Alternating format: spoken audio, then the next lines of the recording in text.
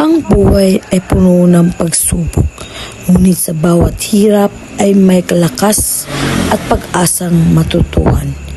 Bilang isang batang ina at estudyante, pinili kong maging matatag at ipagpatuloy ang pag-aaral upang abutin ang aking pangarap. Ang aking kwento ay patunay na walang imposible sa taong hindi sumuko. Ako si Cristel Gunda, pinanganak noong ika-22 ng Disyembre, taong 2005. Lumaki ako nakasama ang aking pamilya, nagsisilbing inspirasyon at lakas ng araw-araw.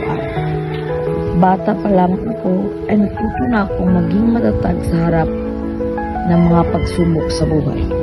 Sa aking pag-aaral, pinagsisikapan kong makapagtapos upang matupad ang aking mga pangarap at makatulong sa aking pamilya. Hindi man naging madali ang lahat, patuloy akong lumalaban at magsisikap dahil naniniwala akong may magandang kinabukasan ang naghihintay para sa akin. Pangarap kong maging mabuting magulang sa aking anak at maging inspirasyon sa kanyang upang lumaki siyang mas respeto, pangarap at tiwala sa sarili. Gagawin ko ang lahat ng aking makakaya upang bibigyan siya ng maayos na buhay, magandang kinabukasan at pagmamahal na nararapat para sa kanya. Let them see your talent. Let them see your no.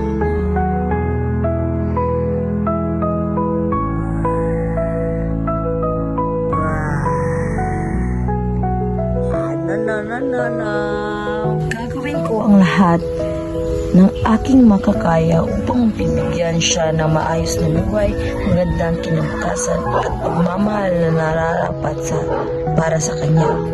Bilang isang tao, pinapahalagan ko ang pamilya, edukasyon at pananampalataya sa Diyos.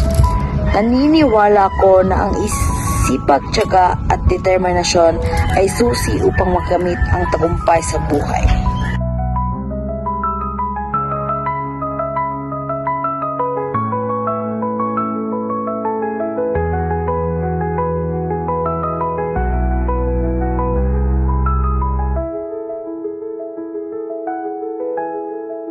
Sa huli, hangad kong maging matagumpay balang araw at ibibigay ang magandang buhay para sa aking sarili